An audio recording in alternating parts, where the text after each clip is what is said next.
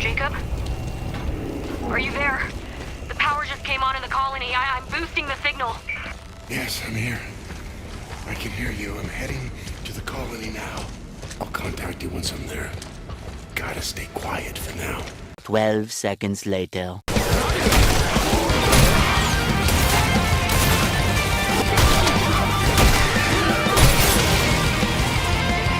Back in 2019, Striking Distance Studios was created and they began their work on the Callisto protocol. It was set up to be the spiritual successor to Dead Space, especially since we haven't had a new one since 2013, and the last one we got was Dead Space 3.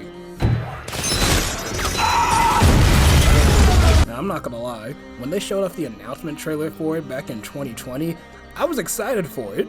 It looked dark, spooky, and depressing, you know, kinda like how a Dead Space game should be. And I can only assume development was going smoothly up until, you know.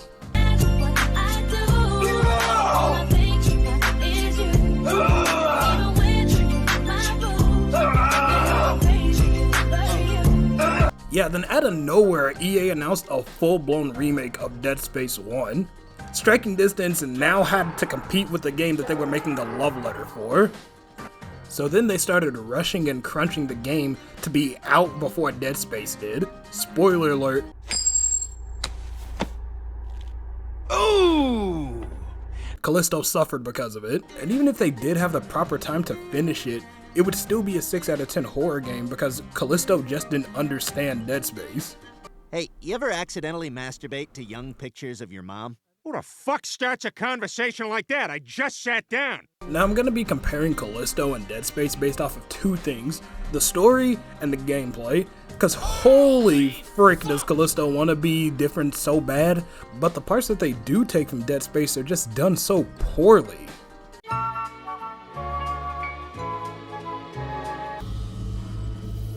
Isaac, it's me. Oh, I wish I could talk to you. I'm sorry. I'm sorry about everything. I just wish I could talk to someone. It's all falling apart here. I can't believe what's happening.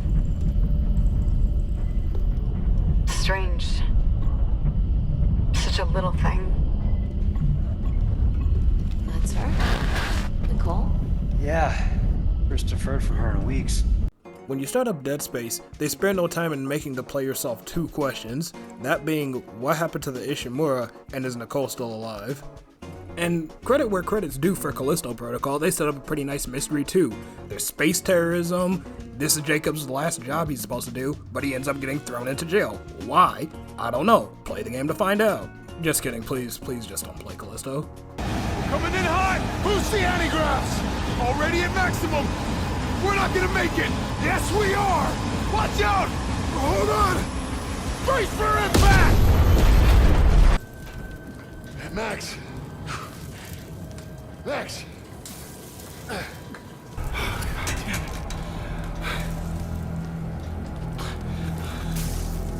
During the beginning of Callisto, Jacob's friend Max ends up dying and, you know, you see his dismantled face. And this is supposed to be like Jacob's Nicole type of hallucination. He's supposed to start seeing him when shit goes south. But they spend such little time on this, every time he pops up, it's not even effective. Because one, he didn't even have enough screen time for me to even give a damn about him.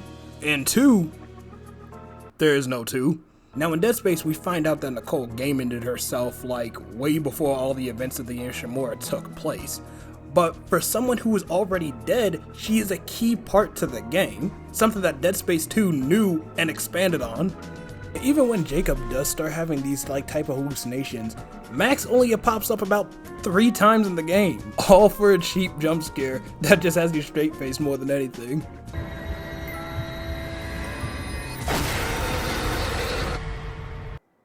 What the hell was that? And speaking of jump scares, Callisto, could you stop for 5 seconds and at least try to set up one? Cause you just can't go boo and expect someone to be scared. Eventually, after you go for the 5th time in my ear, I'm gonna get annoyed. He did the same joke about 3 times already. I don't think it's funny anymore. Dead Space is no different because they yell boo at you every 5 seconds as well. Main difference is that Dead Space already set the tone up that you're not safe no matter what you do. You can't even go into the item shop without being attacked. The point I'm trying to make is Dead Space earned its jump scares even when it felt cheap. Jumping ahead, I'm gonna go ahead and talk about the villains Captain Ferris and Warden Cole, because there's no sugarcoating it. Both of these villains fucking suck. If you played Dead Space or even remember the story just a little bit, then their backstory is just a copy and paste of Dr. Mercer and his hunter. But just like Max, neither of them get the proper screen time for me to care about them or even take them seriously. Like, take Captain Ferris for example. His whole role in the game is to spew monologue, fight you once, lose, come back, turn into a ball sack, and lose again. And then the only thing Warden Cole does throughout the whole game is spew cryptic monologue and run. Hell, he can't even run because he's a hologram for like 99% of the game. Yeah, get suited up. We still gotta beat that storm. When you're ready, I'll cycle the airlock. I never asked you. What are you in for? What? You worried you're helping a murderer, Sco? Well, yeah, kinda. Well, you are, man. So what? Look, it's a long time ago, yeah? I was defending myself. Wrong place, wrong time. Made a lot of bad decisions back then. Yeah, well, you were probably just dealt the shitty hand. No. I was used to blame everyone else. But then I realized this was on me. You can't keep running from what you've done. Aw, thanks for having that heartfelt conversation with me, Elias. Surely you won't die in the next couple of minutes. Nah, bro. I'm done. Again, this is another prime example of the game not taking the time to properly develop its characters. I wonder why. So I have this rule when it comes to horror games, that being, if you can kill it, then it's not as scary. But if you can go around beating the ever-living shit out of it with your bare hands, then it's really not scary. And I know what they were trying to go for when they was like, well, you gotta get up close to the monsters in order to defeat them, but like, that doesn't make it scary when I know that I could just beat them to death with a steel pipe. Ain't so hard now, are you, fat cakes? In both games, the infected and the necromorphs charge you with the sole intent of killing you. Main difference is that every enemy in Dead Space has its own erratic pattern they follow and way of making Isaac miss their shots, whether it be from moving too fast, moving in hordes, having projectiles, or all three. Meanwhile in Callisto, every enemy except for the robots is defeated the exact same way. Even when they introduce their special type of enemies like the invisible ones, the projectile ones, hell, even the fat ones, guess how they're defeated? Dodge left, right, left. Sometimes they might have you dodge left and right 2 more times, hit them 3 times whenever they left themselves open, let them attack, rinse repeat until you see the end credits. The thing that prevents Dead Space from just being RE4 in space is the fact that you have to disassemble your enemies limb for limb. So why didn't Callisto do something along the lines of that? Okay, say if you were fighting one of the infected in Callisto and they were blocking their head too much, okay, you still have the option to target their body or their legs to try to open them up more. With that one change, you already made a more in-depth combat system. Then eventually as the game goes on, you introduce infected that has clothing on that prevents certain parts from being targeted, just like another game I'm thinking of.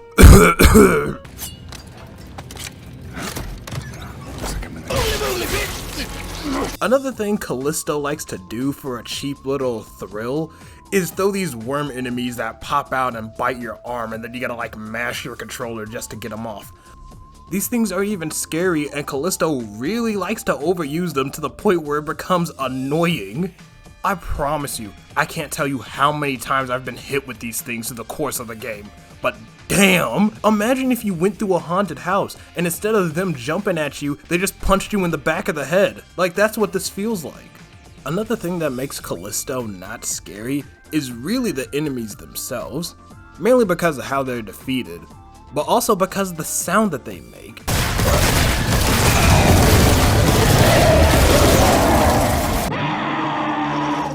And just their designs in general.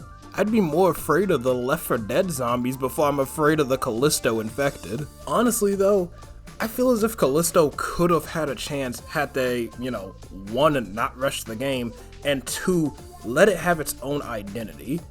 Cause Space Fight Club, inspired by Dead Space, is a genius idea if you play it right and understand what Dead Space did. And all they had to do was further develop the story, let the environments and enemies do all the scares, and not crunch the game.